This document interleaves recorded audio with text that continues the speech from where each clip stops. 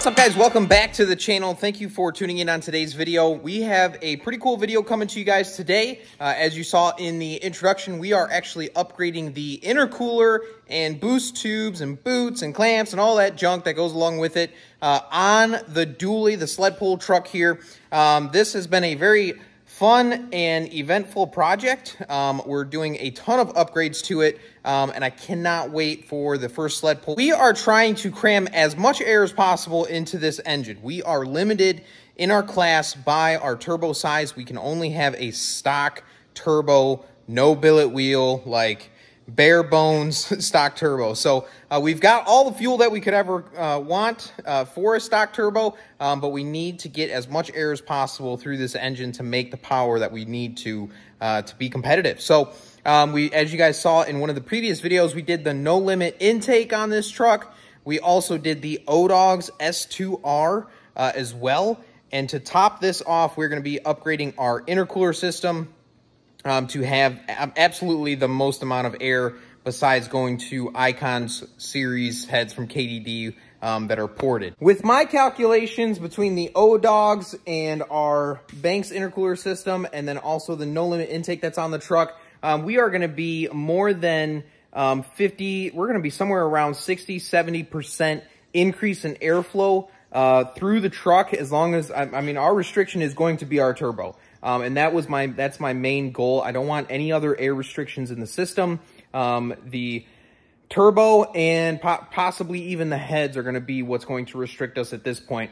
Maybe one day we can tear this truck back apart and get some Icon heads on this truck. That would be super cool. But for right now, we're just trying to do as many bolt-ons as possible. And so we've got the Banks intercooler system. We're going to flip over the camera. I'm going to talk to you guys a little bit about this and why I went with the Banks over some of the other competitors like Mishimoto, Spearco, AFE, I think even has the setup. So let's go over that real quick.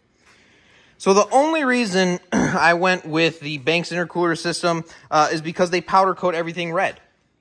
And I like red, so that's kind of cool. No, I'm just kidding. So there are serious differences between the Banks intercooler system and what are going to be considered, we're going to just call the competitors. And the biggest thing that I noticed between the other guys' setups is the Banks is the only one that comes with 3.5-inch inlets and outlets. So this is our cold side out of the intercooler. This is 3.5, and this is 3.5. The only time it gets choked down, so this is our hot side at our intercooler, 3.5, but at the turbo, it does get necked down.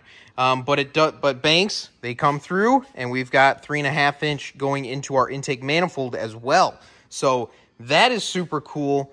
Both of our ports on our intercooler are 3.5-inch, and all the other competitors are 3-inch. So there's really no difference from a factory system. Maybe they have smoother bends in their piping or whatever, but Banks not only has better curves here in their piping, but they also have another 1/2-inch, and whether or not that makes a difference, I don't know. So in conjunction with our 3.5-inch inlets and outlets, this intercooler is also significantly larger. So our core here width is much larger than factory. It does come with steel end tanks here, not the cheap junk plastic ones that the Ford OEM use, and they do have a tendency to blow out.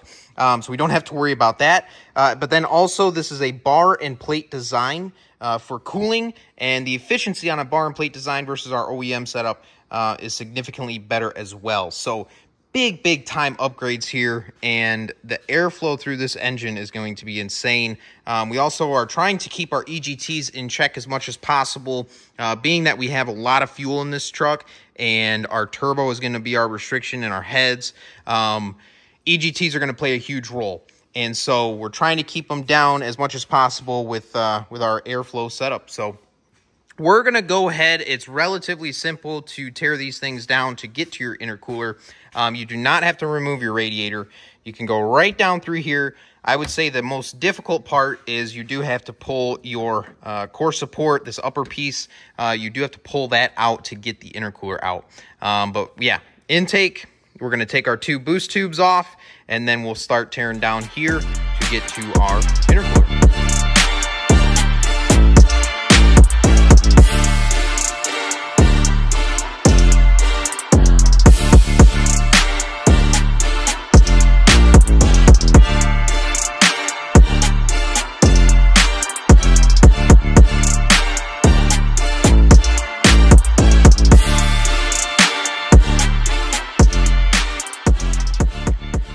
Okay, so as you can see, once you get a lot of this stuff out from right here, you can see we were right down to our intercooler. So you do have to pop that plastic piece that's right here, and then you have to remove everything from this cross piece. So you've got your hood prop right there, and then you've got just a couple of little things here, no big deal on both sides.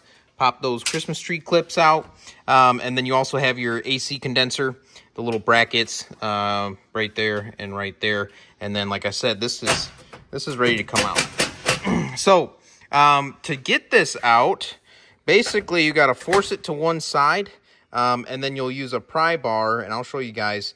And you basically just got to pry it out. This will move a little bit out that way, but basically lift up on this end, you kind of push down on the other end, and then you pry.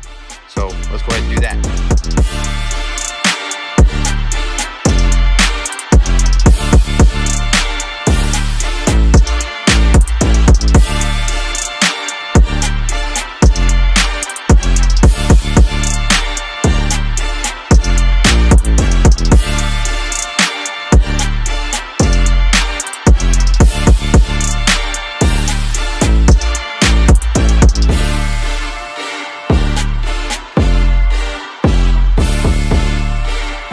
So, side by side, we can see that the thicker core here versus our factory, a little bit thicker there. And then the biggest thing is our 3.5 inch to 3 inch comparison from our banks to our OEM intercooler.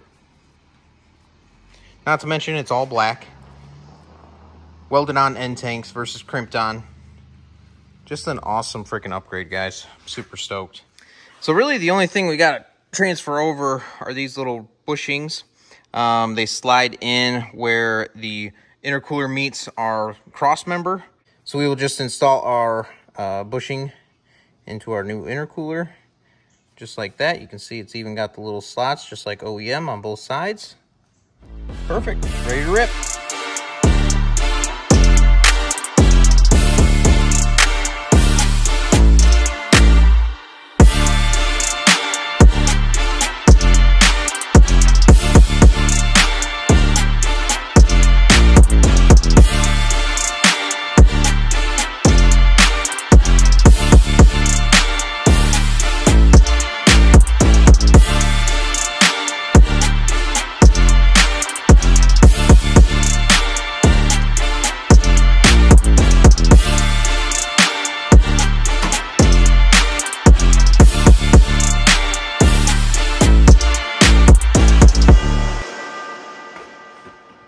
All right, so I had to pause for a moment, but these studs, they give you Loctite because once they go in, you should never have to remove these for any real reason. And then they have these two little O-rings that the ones that go to your, that are closer to the driver's side, we'll just say, get these two little O-rings on the bottom here.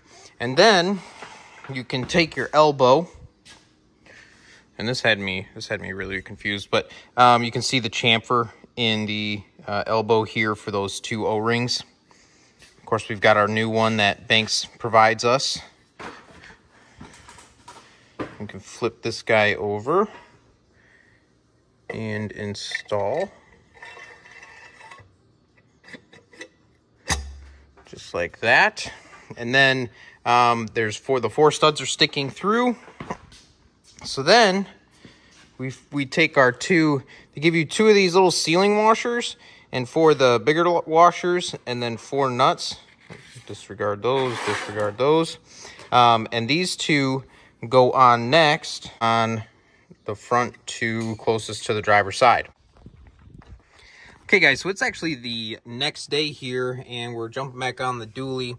And you can see in here, you can see our 2 bolts, and that's why we have to have the sealing washers on top and the O-rings on the bottom. Now, I screwed up. And I don't know if it's necessarily, I mean, it's definitely probably my fault, but what you see here is, come on, focus. You can see I have a different bolt in the back there.